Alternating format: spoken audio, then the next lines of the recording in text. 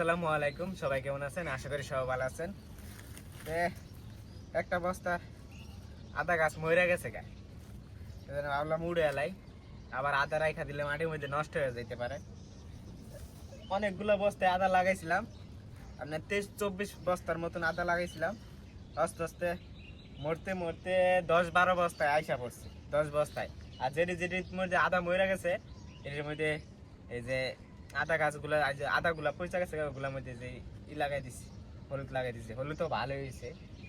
আদা গাছ তাও 10-12 বস্তা যে আছে ওগুলা ভালো হয়েছে, ওগুলো এখন তুমি পচে নাই। আর 10 বস্তার মতন এরকম পয়সা গেছে গা, নষ্ট হয়ে গেছে। ওগুলোর মধ্যে যে হলুদ লাগাইছি, আগের বছর আপনার সিজন ছাড়া লাগাইছিলাম। সিজন ছাড়া বলতে কি, সিজনের আগে অনেক আগেই লাগাইছিলাম। তাও আগের বছর আদা পচে নাই, কিন্তু এবার আদা পয়সা গেছে গা। বুঝলাম না কিছু জন্য যে আদা পয়সা গেছে। কারণ আগে বৃষ্টি সিজনের আগে লাগাইছিলাম, জুন মাসে লাগাইছিলাম। আপনার মে মাস হইলো ঠিক সময় লাগানোর, কিন্তু লাগাইছিলাম জুন মাসে। তাও আদা মনে করেন 50 টাকা লাগাইছি, পাইছি 3 কেজি 200 গ্রাম আদা পাইছি। মাশাআল্লাহ, ছোট আদা লাগাইছিলাম, কত বড় আদা পাইলাম। মাশাআল্লাহ মাশাআল্লাহ, এই যে নতুন আদা।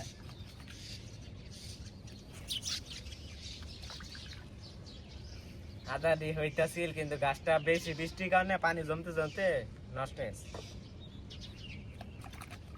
আদা যেহেতু বস্তা আছে, এবার মনে হয় আমাকে এই বছর যাইবো গা, কিন্তু হইব না। আদা লাগাইতে হবে ভালো, মনে করেন আদা খুব সহজে হয়, আর কোনো যত্ন কোনো সার এরকম লাগে না, খুব কম যত্নে হয়ে যায়। মাশাআল্লাহ, একটা আদা গাছ থেকে 150 গ্রামের মতন আদা পাইছি। একটা আদা লাগাইছিলাম ছোট, এই যে এরকম ছোট একটা আদা লাগাইছিলাম, এরকম একটা ছোট আদা লাগাইছিলাম, এই কয়টা নতুন আদা পাইলাম। মাশাআল্লাহ, এই যে আদা গাছ, হলুদ গাছ দেখছেন, হলুদ গাছগুলো কত সুন্দর হয়েছে, কত সুন্দর দেখ হলুদ গাছ। মাশাআল্লাহ মাশাআল্লাহ। আর এইদিকে একটা এই যে ছোট আমার ড্রাগন চারায় একটা ড্রাগন ফুল আসছে। যারা নিয়মিত ভিডিও দেখেন তো জানেনি আমি শর্ট ভিডিও ছাড়ি। এই যে দেখছেন অনেকগুলো বস্তা লাগছে, অনেকগুলো বস্তায় নষ্ট হয়েছে, আর অনেকগুলো বস্তায় আছে। এই যে এদিকে দেন 5 বস্তা 5-6 বস্তা পুরো সুন্দর হয়ে আছে আদা দিয়ে, আবার একটা মরে নেই। কত সুন্দর লাগে আদা গাছ। এদিকে ওই যে ফুল গাছ আছে, জবা ফুল গাছ দেশিটা, আর এদিকে বেলি ফুল গাছ। এটা এই যে হলুদ ড্রাগন লাগামো দেখে মাটি রেডি করতেছি। আর এদিকে আমার হাউসে এই যে লাউয়ের বীজ টিছে, যে লাউ গাছ উঠতেছে। এদিকে আঙ্গুর ফলের চারা আছে, এদিকে ড্রাগন ফলের চারা আছে।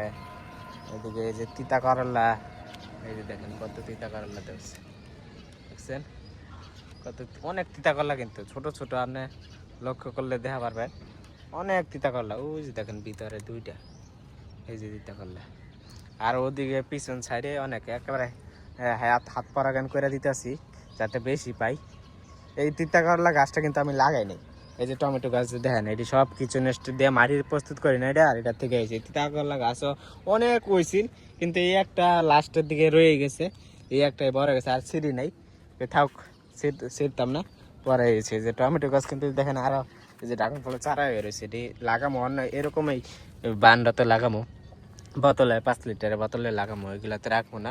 এই হাউসের মধ্যে এগুলাতে কোনো টমেটো চারা রাখবো না, সবই এর মধ্যে লাগামো। হয়েছে সব কিছু নিচ থেকে কিন্তু এই চারাগুলো হয়েছে। অনেক তিতা করলা ধরছে, দেখেন একটা কইছে চারা, যে জায়গায় পানি বাড়ানোর জায়গা রাখছি ওইখানের থেকে চারা হয়েছে। ওই যে কিছু নিচ দিয়ে সবজি মাটি প্রস্তুত করছি লেয়ার লেয়ার ভাবে, মনে করেন নিচে দিচ্ছি মাটি, পরে দিয়ে সবজির খোসা, পর আবার দিচ্ছি মাটি, এরকম ভাবে লেয়ার লেয়ার তৈরি করে আবার এই করছি। অনেক তিতা করলা ধরছে। এদিকে আবার একটা বড় আছে, কোনো দিন দেখছিলাম, ওই যে দেখেন একটা বড় তিতা করলা আছে। আর এদিকে আবার কাঁঠাল চারা আছে, এই যে কাঁঠাল চারা, এটা হলো আমাকে যে কাঁঠাল গাছের চারা, কাঁঠাল গাছের এই চারা অনেক মিষ্টি। আর এই যে হলুদ ড্রাগন, এই আপনার ড্রামের মধ্যে এটা হলো আমার থাই পেয়ারা। এখন ব্যান গাড়িতে বলছে থাই পেয়ারা, তো অনেক ফল ধরলে বোঝা যাবে। অনেক ফুলও আসতেছে, এই যে এই যে ফুল, এই যে ফুল, এই যে প্রত্যেকটা ইয়ের মধ্যে আস্তে আস্তে ফুল আসা শুরু করতেছে। আর এদিকে আছে এই যে আমার ড্রাগনের চারা। আমার যে ড্রাগনের ফল খাইছিলাম ওটার থেকে আমি সবগুলা বাড়তি ডাইল, ম্যাচুড বাড়তি ডাইল নিয়ে কই করছি। কারণ বাড়তি ডাইল দিয়ে করলে আপনার সামনে বছরে ফলন ধরে আশা করতেছি। আবার শুনতেছি আবার নাচের যে কয় কি তারা বলে যে সবসময় বাড়তি ডাল, ম্যাচুড ডালগুলো আছে ওগুলো দিয়ে কলম করবেন, তাহলে সামনে বছরে ফলন পাইবেন। আর এই জন্য আমি সবগুলো বাড়তি ডাল নিয়ে করছি, কলম করছি। এগুলো এক একটা স্টাইলে এক একভাবে, এটা পাইপ দিয়ে ডাল মাচা দিছি, এটা পাইপ দিয়া বাঁশ দিয়া মাচা দিয়া এক এক স্টাইলে করছি। এটা এখন শিকড় লাগিয়ে গেছে, এই জন্য যে দেখেন নতুন ডাল বের হইতেছে। আর এটা তো অনেক, এই যে এতটুকু ছোটো লাগাইছিলাম এই দুই, এই যে এটা নতুন হয়েছে, এটা নতুন বাড়িতেছে। আর এতটুকু উঠলেই পরে আপনার মাথাটা কাটটা দেবো, পরে গোল হয়ে সরাই যাবে। এটা আমার ছোটো লেবু, ছোটো কাগজি লেবু। হ্যাঁ, গাছ অনেক পোকা ধরছে পাতার মধ্যে।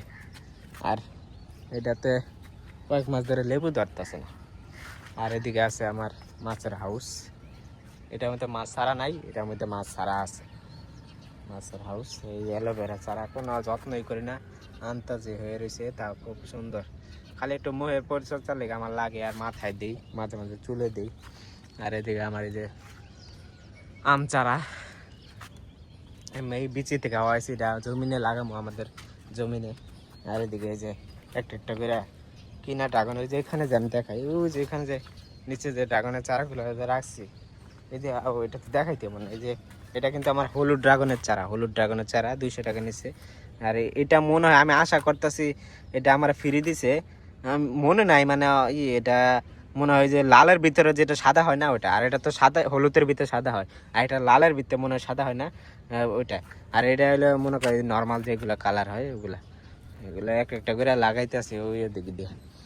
আরও আছে দেখাই, এই যে এটা তো লাগাইছি একটা, এটা এরকম 4টা আনছি। আর এই যে এটার লেগে মাটি প্রস্তুত করতেছি সবজির খোসা দিয়া। এটা আমার রজনীগন্ধা গাছ, গন্ধারাজ ফুলের গাছ। আর এদিকে এলো যে আমি আমার যেগুলো ড্রাগনের ওইটা থেকে কাটিং করে যে 8টা বালতিতে করছি, সবগুলোই লাগিয়ে গেছে। যে চারা এটা দেখছেন নতুন হয়ে গেছে, এই যে আরো নতুন শাখা বাড়াইতেছে, এটা থেকে বাড়িব।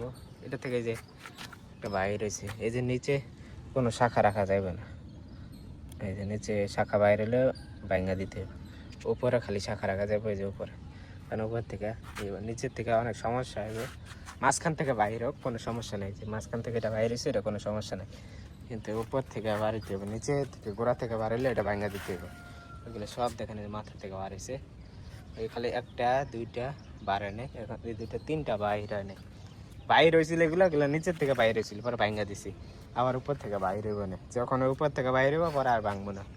তো এটা মা পাইপ বাস দিয়ে মাছা বানাইছি। এক আমি ড্রাগন ফলের এখন বাগান করতে চাইতেছি, আবার ফলেরও বাগান থাকবে। আর এখানে যে চায়না 3 লেবুর চারা আছে। আর এদিকে এই যে আমার লিচু চারা, এই প্রথম আমি লিচু চারা মানে আগের বারে লাগিয়েছিলাম, মরে গেছে, কিন্তু এবার হয়েছে, এবার আর মরে নাই। ইনশাল্লাহ আশা করতেছি ফলনও ধরবো সিজনের সময়। আর এটা হলে আমার চায়না 3। এবার আমরা তো লেবু বেশি খাই, ভিটামিন সিটা লেবু খুব লাগে, কারণ আমরা প্রত্যেক শুক্রবারে আমাদের লেবু লাগে, শসা লাগে। মানে লেবুটা যাতে না কিনা খাইতে হয়, এই জন্য আগের বারে আমার চায়না 3 লেবুর একটা চারা ছিল, 250 টাকাতে কিনছিলাম। প্রচুর লেবু খাইছি, প্রচুর। 250 টাকার লেবু এই চারা কিনছিলাম, আর লেবু মনে হয় খাইছি 5-6 হাজার 10,000 টাকার লেবুর খাইয়া লাইছি এই 2-3 বছর। প্রচুর লেবু ধরছে চায়না 3 লেবুর। যারা গাছ আছে যা তো জানেন কেমন রস হয়, চামড়া চিকন কিন্তু খালি রস আর রস, আর ঘ্রাণও প্রচুর। লেগে এটা কৃষি বাংলাদেশ কৃষি উন্নয়ন কর্পোরেশনের থেকে আনছি, এই কাশিমপুর। এখান থেকে 100 টাকা, এই 50 টাকা করে নিছে, মাত্র 50 টাকা করে চারা। আর এটাই যে আমার যেটা থেকে আমি ড্রাগন ফলের চারা এতগুলো চারা করছি, এটাই আমার বড় ড্রাগন ফল। এটা থেকে অনেক ফলনও খাইছি, যারা আমার শর্ট ভিডিও দেখেন তারা জানেন। আর এটা হলো আমার 12 মাসি কাটিমো নাম। তো এইগুলো এখন আপাতত আস্তে আস্তে আমি লাগানোর চেষ্টা করতেছি। আর আমি কিন্তু ভাই আমি দুমসে সব কিছু কিনি না, কারণ আমি আমার 8 খরচের টাকা যাই দেয় বাসার থেকে, ওটা দিয়ে আমি কেনার চেষ্টা করি। এজন্য যে সময় হাত খরচ আসে তখনই আমি ওই হাত খরচের টাকা দিয়ে একটা একটা করে জিনিস কিনে কিনে আমি বসাই। এখন টাকা না থাকলে কিছু নেই, কারণ আমি কোনো কামাই করি না ভাই। এই জন্য যখন টাকা আসে তখনই আমি একটা একটা করে জিনিস করি। তো এটাই আমার এখন আপাতত আমার ছাদ বাগানে গাছ। এখন বর্তমানে আস্তে আস্তে আমি ছাদ বাগানটা সুন্দর করবো। একটু ধৈর্য ধরতেছি, ধৈর্য যদি ধরেন আর আমার ভিডিও দেখেন তাহলে দেখবেন আপনাদেরকে এমন ছাদ বাগান দেখাবো এত সুন্দরভাবে, আর এত ফলন ইনশাল্লাহ আল্লাহ দিবে, এত ফলন ধরবে আর এত সহজভাবে ছাদ বাগান করে দেখাবো। যারা যারা ছাদ বাগান করতে চান এরা একেবারে কোনো খরচ ছাড়াই খুব কম সহজে, যন্ত্রপাতি মনে করেন দাম টাম ওইটি কিনা আলাদা, কিন্তু সার মনে করেন কীভাবে সার দিলে এত ফলন ধরবো আর অর্গানিক খাবার খাইতে পারবেন আপনি, এদেরকে আমি দেখাই দেবো। তো সবাই ভালো থাকবেন, সুস্থ থাকবেন, আল্লাহ হাফেজ।